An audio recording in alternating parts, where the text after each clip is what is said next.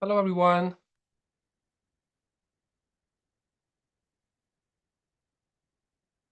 Can you hear me?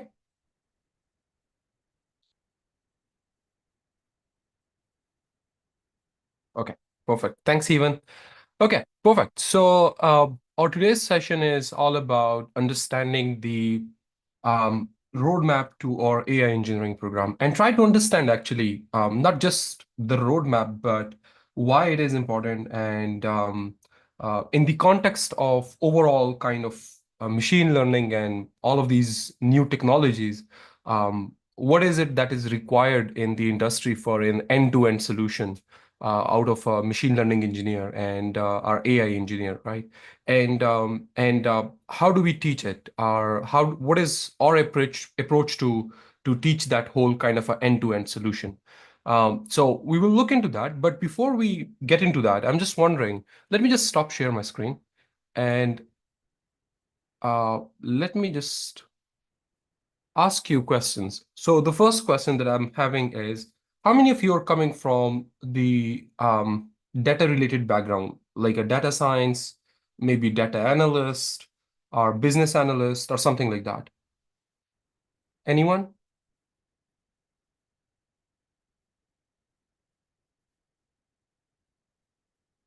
No? Okay. Anyone who's coming from, okay, thank you for just that. And anyone who's coming from the software engineering background or a computer science background,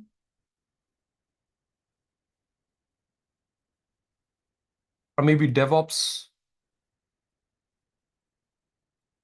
No? Okay. Anyone who's coming from mathematics background, like statistics or any other kind of applied mathematics background? No? Okay. So, okay. Then my last question is, do you have any kind of exposure? If yes, then please let me know. Otherwise, if no, then let me know as well.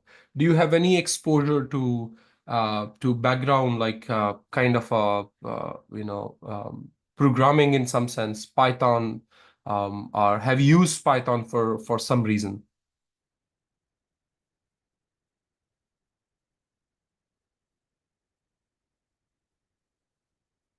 Even okay. Thanks, even. Okay. Interesting. So perfect. So let me just share my screen again. Um, so let's try to understand the overall kind of roadmap here. And in the process, you will learn about different kind of technologies that is being used. And yeah, it will give you a little bit of better understanding of what AI engineering is all about, right?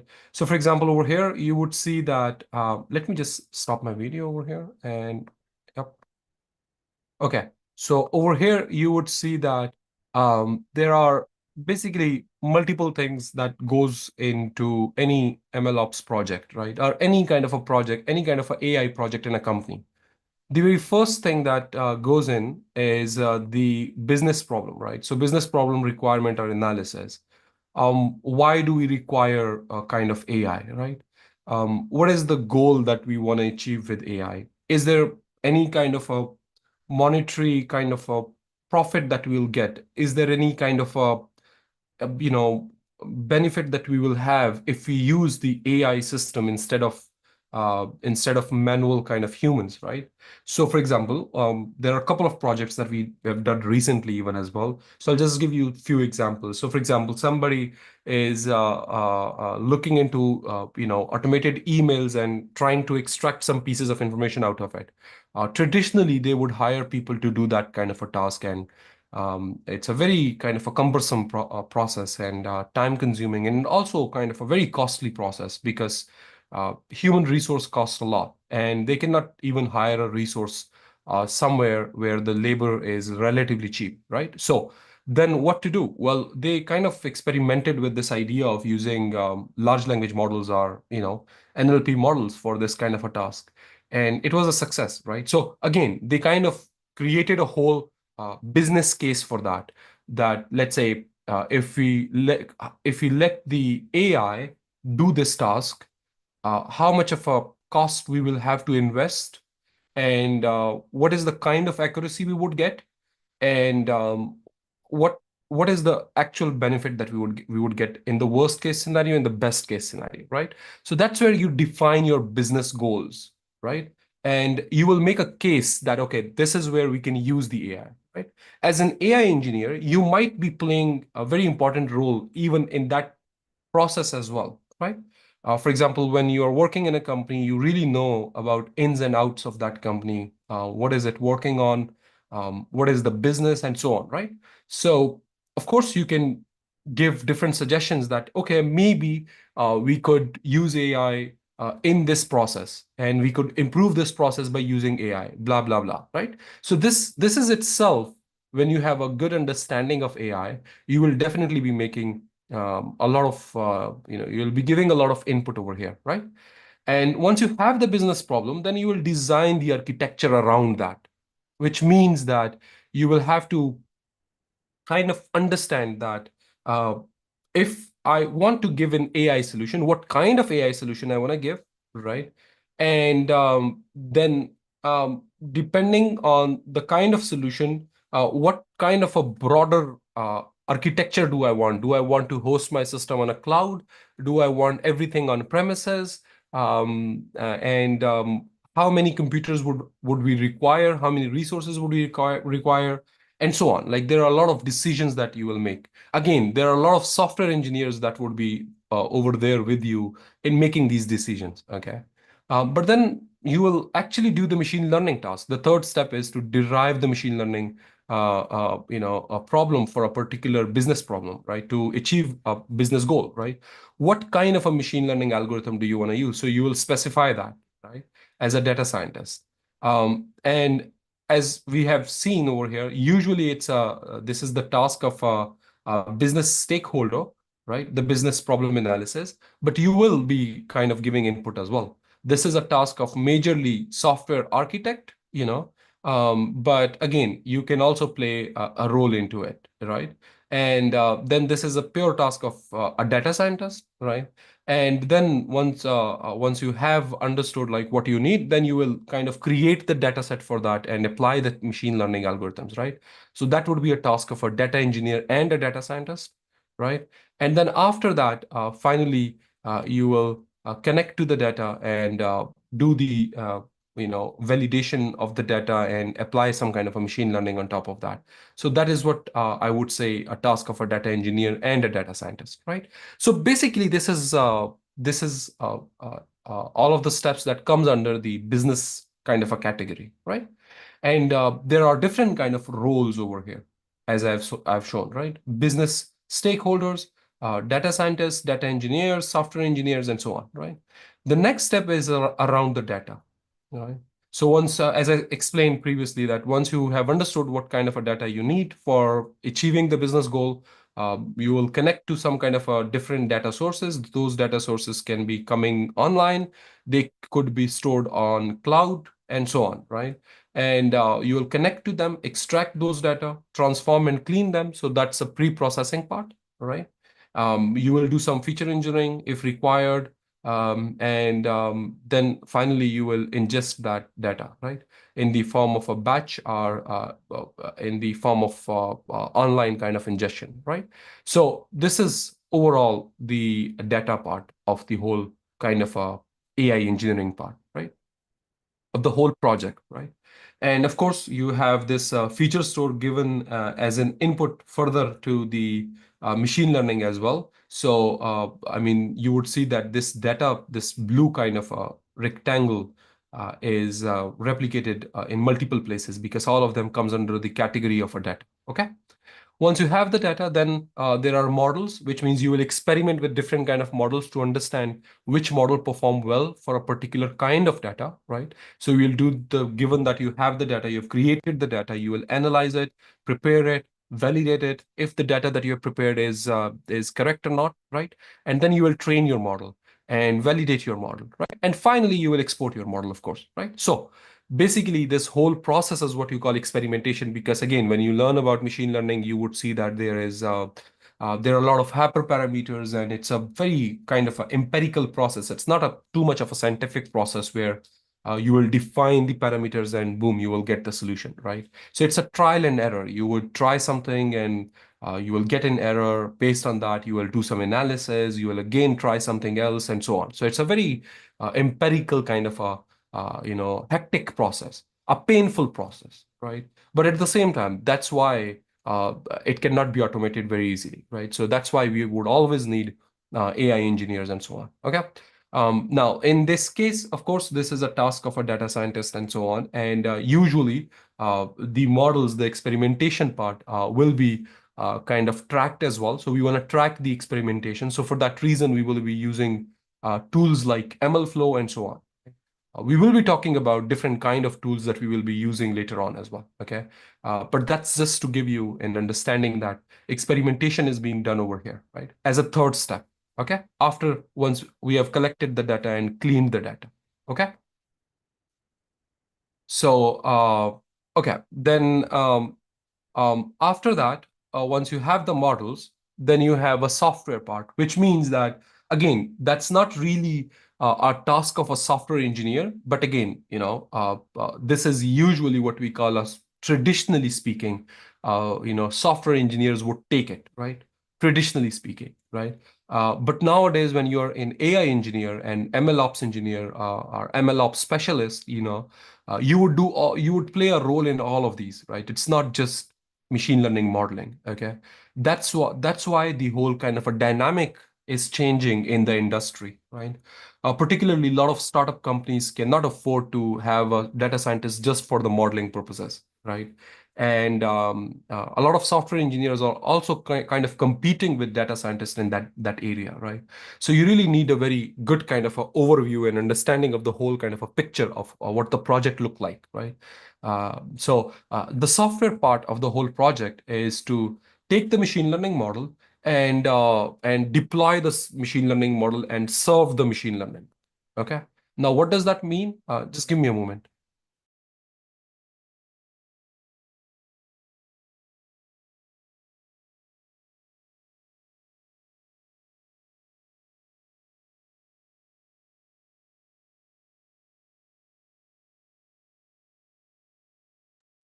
Okay. Now, what does that mean actually when we say that we have a software part, our deployment? Deployment means that once we have created the model, right? At the end of the day, there must be some end use case, right? Somebody should be able to someone should be able to use it at the very end, right? Make it um, available to people. That's what we mean by deployment. Instead of your own kind of a laptop, you want to kind of expose the model to everyone, right? So you want to deploy it and serve the model to people, right? So that's a whole kind of a technology that we'll talk about, right? And once you have served the model, of course, that model will be making some mistakes. This is where the MLOps would kind of look into, which is kind of combination of almost all of the things in data and kind of experimentation and software and so on, right? So usually, I mean, traditionally speaking, DevOps people would do that. Once you have served the model, right? Usually, you will kind of analyze the performance of that model, right? And validate the model, and based on that, you will continuously improve the model and integrate the new model and retrain the model and so on, right? So that's the whole workflow.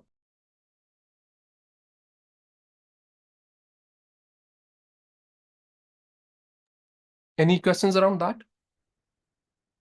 So basically, you have the business kind of a side of it where you define the problem, the architecture, and then you define create the data set, and then do the experimentation to find the good model, deploy the model, and then based on that overall, you would look into and analyze how the model is performing.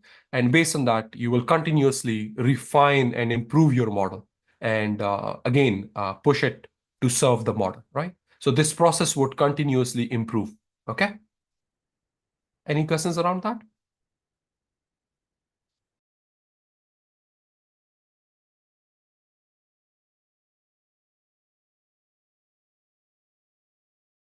Oh, okay. So again, I mean, we are assuming and we are expecting that you will learn, you have to some extent in understanding a little bit about data and so on. But usually we will learn about all of these steps in the whole kind of a AI engineering course. Okay. Now, um, okay. Now let's have an understanding of the practical consideration. So again, the solutions that we should be giving for this problem must be scalable, and we should look into the latency, reproducibility, interpretability. There are so many factors that we need to look into when we are creating machine learning models and serving the machine learning models or the solution, general AI solutions, right? So all of this should be taken into consideration whenever we are kind of devising some kind of a AI solution to a business problem and continuously improving that solution. Okay, all of these should be taken into consideration. Okay, and so in the whole process, in the roadmap, the very first thing that comes is a data engineering, then model engineering, then software engineering, and then DevOps, right?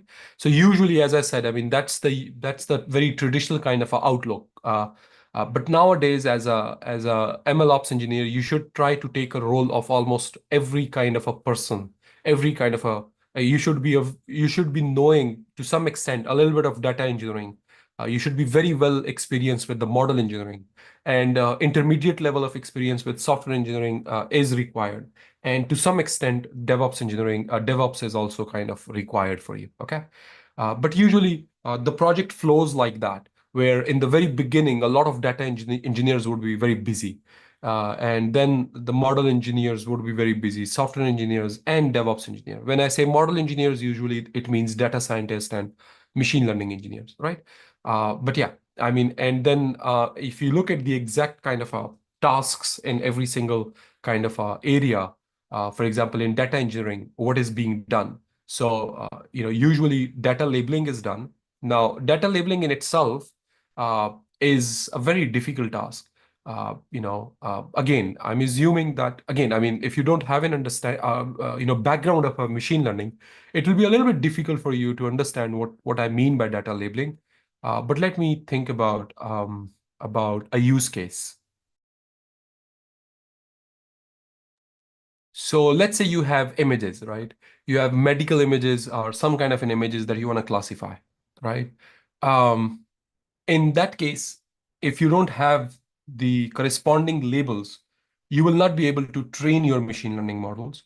So what do? You will hire medical specialists who could tell you that if this image is the image of, let's say, person with this particular disease or not, right? So this labeling process is a very important part, and there is a whole section around that, and there is a whole discussion around that as how to do it. Nowadays, we are trying to use even large language models and AI to label the data set. That's what we call automatic labeling. There are labeling functions as well. AWS offers you kind of a manual data labeling by humans at a much lower cost because they hire people from all over the world, right? And yeah, you can have your own team as well. So again, I mean, data labeling, you can do it for free as well, given that you give the user some kind of open access to some kind of a application through which you can collect the data, right? And it will be a very clean label data somehow, right? So this data labeling itself is a whole discussion. But this is what usually data engineers would also do. But you will be discussing with them as how to collect the data if they don't have the data. Okay, in that case. Okay, make sense?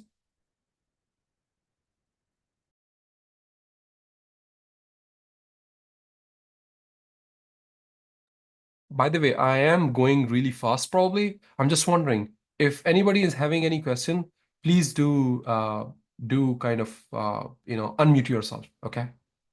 Please let me know if you have any questions around that, okay? Is it making sense until this point? Let me just complete until DevOps, and then we can have a discussion again. Okay. So then you will prepare the data, and after preparation, you will create data pipelines, which means how the data is coming in, is ingested, what transformations you would do, and so on, right? Then you will create feature stores where all of the important features will be stored, right? Then data quality control is, of course, required.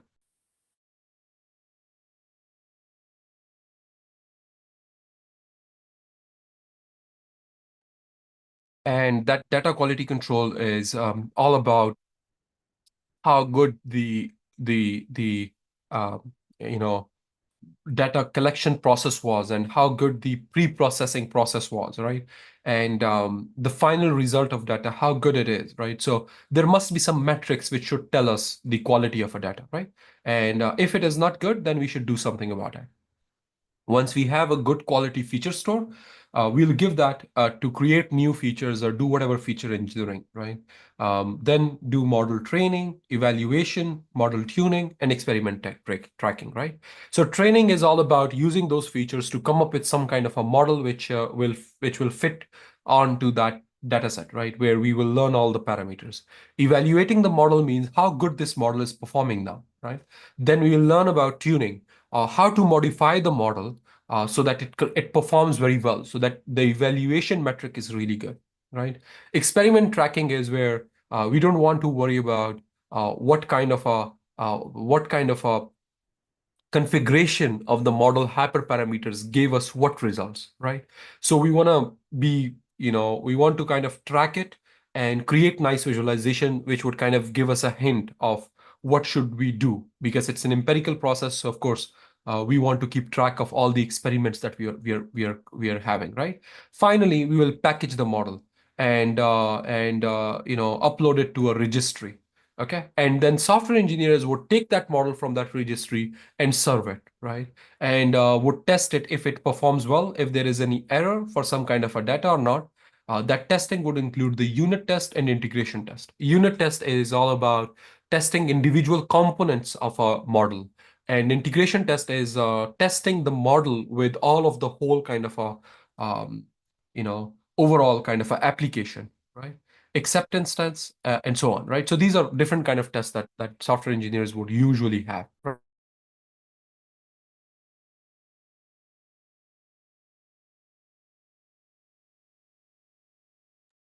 Okay, then the DevOps would come in after you have served the model.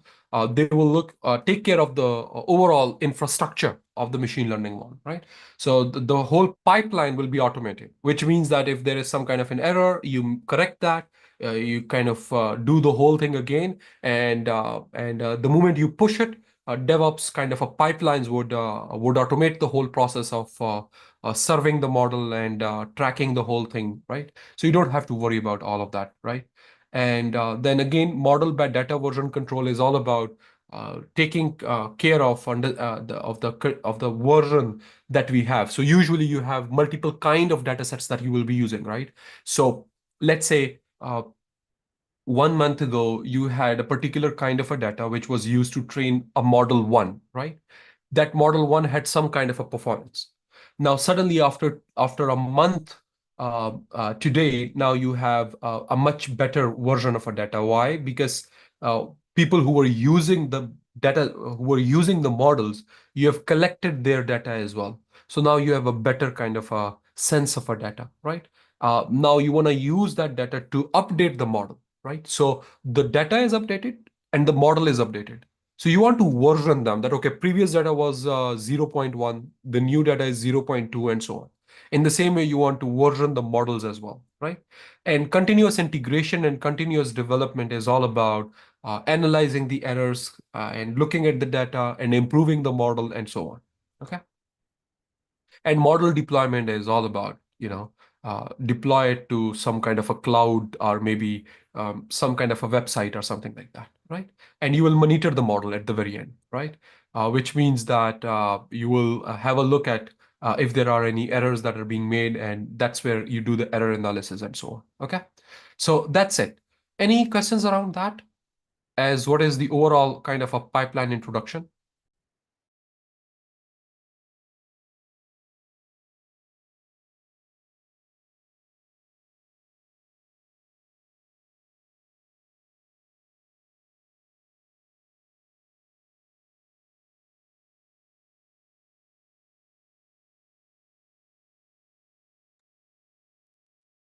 Okay, so we will talk about these different kind of tools, right? As where do they fit in? But yeah, as long as you understand what those steps are and how this whole process is being done, I think we are good to move forward. And I will show you the different kind of tools, right? So so in the data engineering, as again, I mean, in the data engineering, you would see that you're creating and pre-processing in data and ingesting the data and so on. So there is, as I said, I mean, these are all the different kind of tools that could be used, right? It doesn't mean that you will use all of them. Okay, it's just that that could be used, right? And usually you will not use all of them, of course. Okay, you will use some of them, but it is important so that you have an understanding that okay, all of these tools are available, and a lot of them are very related to each other. So you don't have to worry about okay, if I know this, then what? You don't have to worry about all of the tools, but we will cover a lot of these tools as well in our whole program. Okay. So for example, for data labeling, as I said, you can use the AWS. Um, there is a service by AWS that you can use. There is a company called Scale, which can also let you do that as well, right? And for the feature store, you can use the Databricks, you can use the AWS. For data query, you can use the PySpark for a big data, pandas, and so on. And then you also can use the AWS services. For the data governance and quality, again, you can, there is different libraries like a Clean Lab and so on. You can use that as well, right?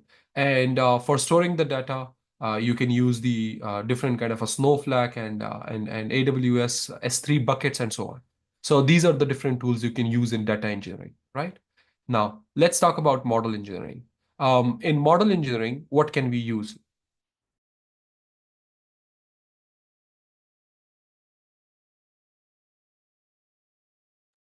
So for the model engineering, basically, one of the thing is for experiment tracking, as I explained, you have to use, let's say, ML flow and weights and biases. The ML flow is what we will cover, but weights and biases is also a very famous one, by the way. You can use AWS as well. There is a cube flow as well that you can use. For registry, you can register the model into DVC. It's a data version control. You can register the model even using ML flow. You can use it using AWS as well. Right? For the tuning of a model, you have weights and biases, which also allows you to tune the model and do the experiment tracking as well, right? You can use the AWS as well, by the way. SageMaker, that's a SageMaker, okay? And you can use the HyperOp and SigOp. All of these are very interesting tools that you can use, okay? Then you can package the model to transport it to some other place for, let's say, software engineers, right?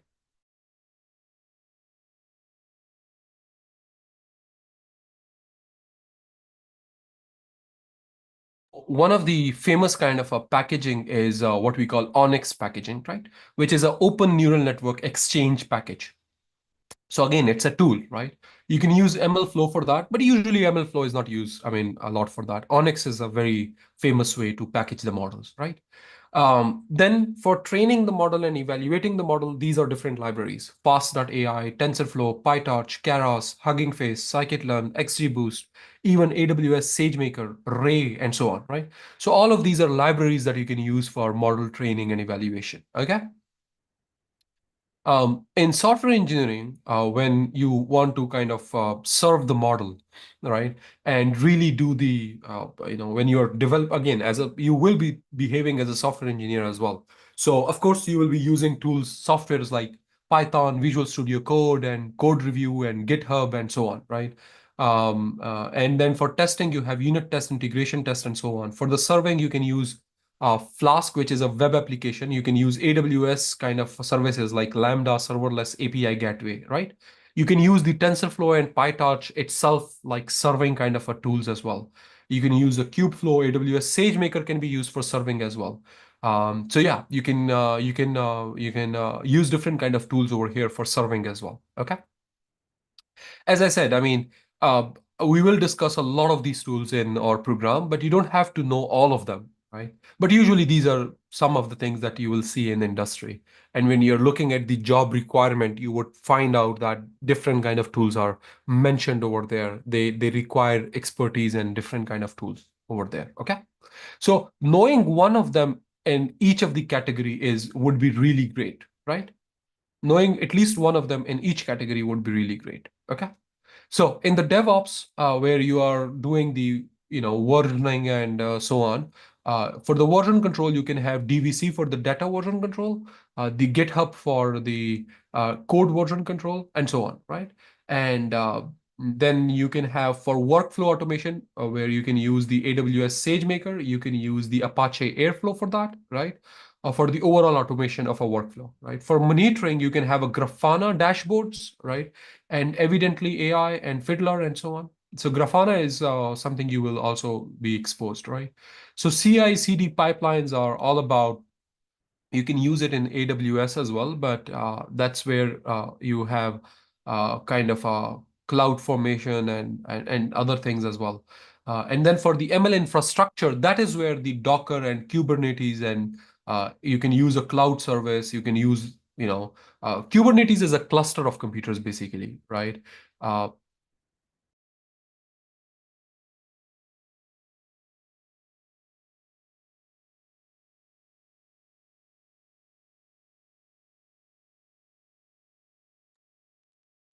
So Kubernetes is basically a cluster of computers, right? Allows you to manage the cluster of computers, right? And usually you will kind of deploy Dockerized, containerized kind of a, you know, uh, solution into that cluster of a computer. You can deploy a Kubernetes cluster on AWS as well. And that is again depending on what kind of infrastructure you're using. So that's the decision that you have to make in a very beginning.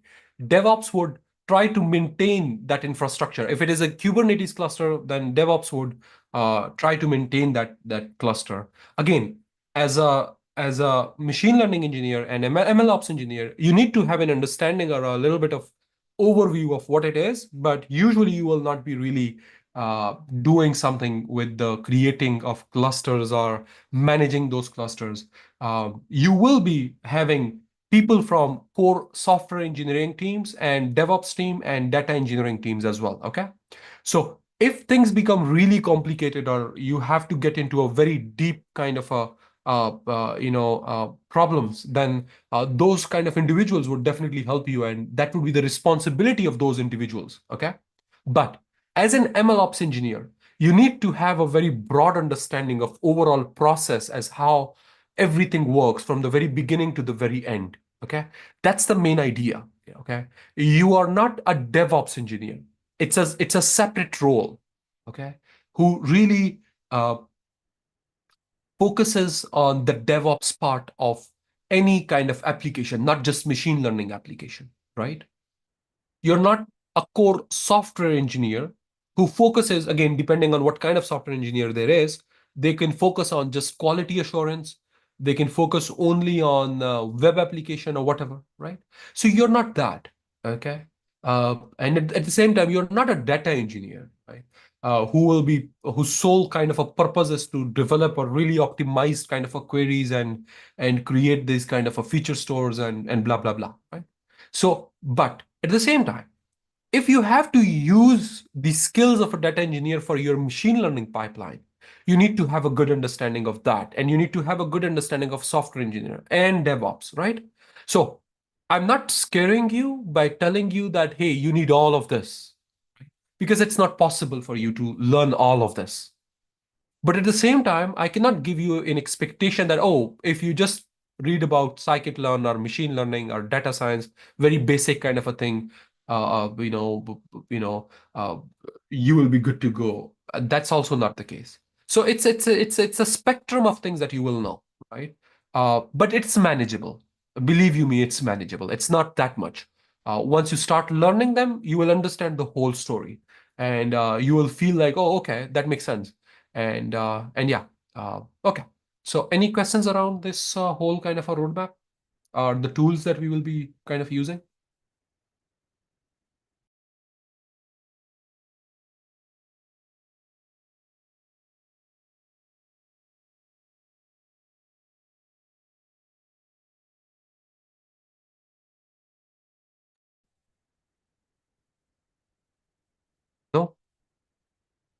Okay, perfect.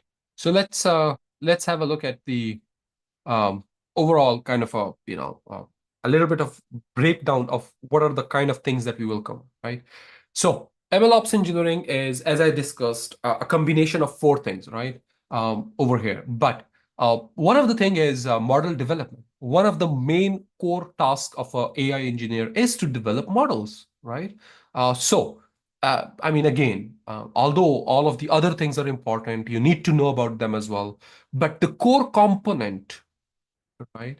The core component of an ML engineer, which differentiates it from all of the other kind of fields, right? A core DevOps engineer or a software engineer or a data engineer is what? Is basically machine learning, right? Is basically AI itself, right? So we need to focus on that as well. So you will learn about deep learning. Deep learning is a subfield of machine learning, okay? And then you will learn about computer vision, which is a very specific application of a deep learning. And the NLP and large language models is a language processing, basically. It's another kind of a specific application of a deep learning. And LLM ops is more around how to manage the large language models. Because nowadays, in the last 1 year, we have seen a lot of applications developed using large language models. So the overall kind of notion is that how to and developing application using large language model itself is a different kind of a game, I would say. It's a different kind of a skill set. Not too much different, but still it is different, right? Uh, because again, I mean, later on you would understand it will be a little bit difficult for me to kind of explain it to you over here as why the large language model applications is different. But yeah, we will look into that in the course in much more detail. Okay. So because the application development is different and there is a lot of demand for those application developers who can work with large language models, this LLM ops would make sure that you also know how to manage those application in the operations, right? Okay, so overall, the boot camp is going to be 6 months where we will start from the AI fundamentals, which will just be a review of a machine learning, and then we'll start with the deep learning.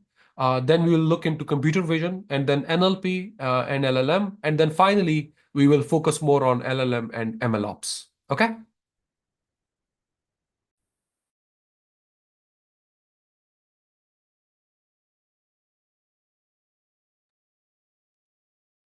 Make sense? So, and apart from that, we will have one-on-one career mentoring, and then there will be a real client projects as well. Okay. So let's focus on the content of the, let's say, computer vision. So for computer vision, what we will discuss is PyTorch, what is PyTorch, and Hugging Face, because Hugging Face contains a lot of data sets and a lot of models. And then we'll start with the image processing, how to process the image with OpenCV, how to augment the data, annotate the data. Then what is a convolutional neural network and different kind of architectures of a convolutional neural network. And we will kind of help you to read the recent papers in computer vision. And then I'll also introduce the graph neural networks as well. Okay. Then there is use cases like object detection, image segmentation, insert segmentation, and so on. And then we will talk about the generative models like GANs and variational autoencoders, vision transformers, and stable diffusions, and so on. Okay. This is the overall kind of overall kind of a uh, uh, content that we will be covering in computer vision. Okay. And then for NLP, we'll again start with the PyTorch and Hugging Face as how you can use the Hugging Face for the NLP, pre-process the data, how to scrap the data, annotate the data, and then we'll talk about different kind of NLP models. Like there were convolutional neural networks, so we have transformers, right? So we can talk about sequence models, RNN, LSTMs, then attention mechanism, then transformer architecture itself. Okay. Then we will have LLM, where we will be pre-processing data for LLM. Then the augmentation of data will be done. Then we will talk about encoder only LLM and decoder only and encoder decoder. And again, I mean that's a more focus on LLMs, different kind of models. Then we'll talk about fine tuning of LLM. That's very important, right? So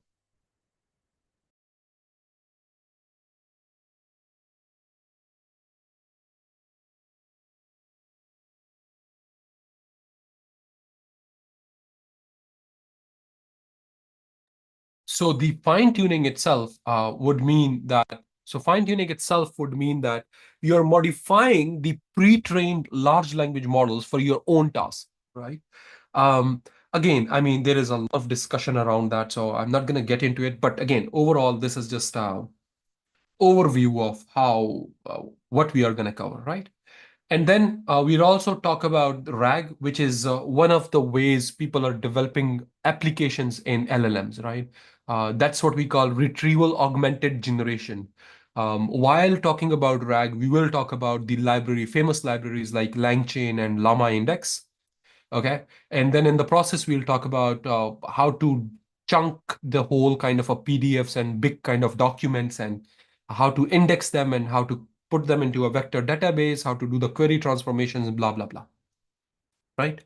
Then we will also talk about agents. Agents is more like uh, allowing you to create a much more complicated models than just a retrieval augmented generation, right? So agents would allow you to create to divide a task into subtask, and multiple agents would try to solve that same task for you. So again, that's a very famous kind of a thing that is being done nowadays with the LLMs as well. Okay. Then we will talk about in the MLOps, what is data engineering. We'll talk about the data pipeline, orchestration, feature store, governance, right? And then for the machine learning part, we will talk about how to do the distributed training, parameter tuning, experimental tracking, and model packaging. So that all of this comes under the MLOps category. It's not a machine learning. It's operations of machine learning, right? Then in the software engineering part, we'll talk about how to do the inference from machine learning, how to serve them using some kind of a website and using your cloud services and so on, how to test the model as well. In the DevOps, we'll talk about AWS and GPUs and continuous integration, continuous development pipelines, and how to monitor your models as well. Okay. So that's it. I mean, again, but you can do it part-time. That would take 6 months, and then you will have portfolio projects in that 6 months when you are, doing the whole thing for part-time, and then you will have one-to-one mentorship as well. For 6 months, and then there is a real client projects, which is optional if you want to do it. But yeah, and if you have any inquiries, you can click on this link and you can get into ML Engineering Bootcamp and find out more about it. You can have discussions, a one-on-one discussion around your background and what could be the best way for you to move forward. It will definitely help you around that as well. Okay.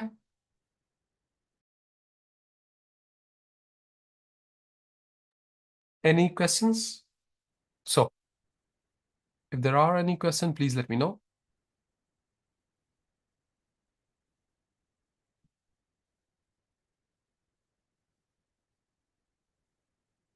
So in the last 5 to 10 minutes, I will be taking questions. If you don't have any question, I would encourage you to please contact us if you're wondering how we can help you in your journey. Yeah, otherwise, have a good rest of the day. For those of you who are having questions, I will be available for next couple of minutes. Okay.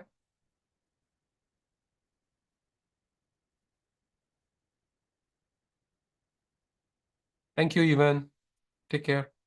Bye-bye.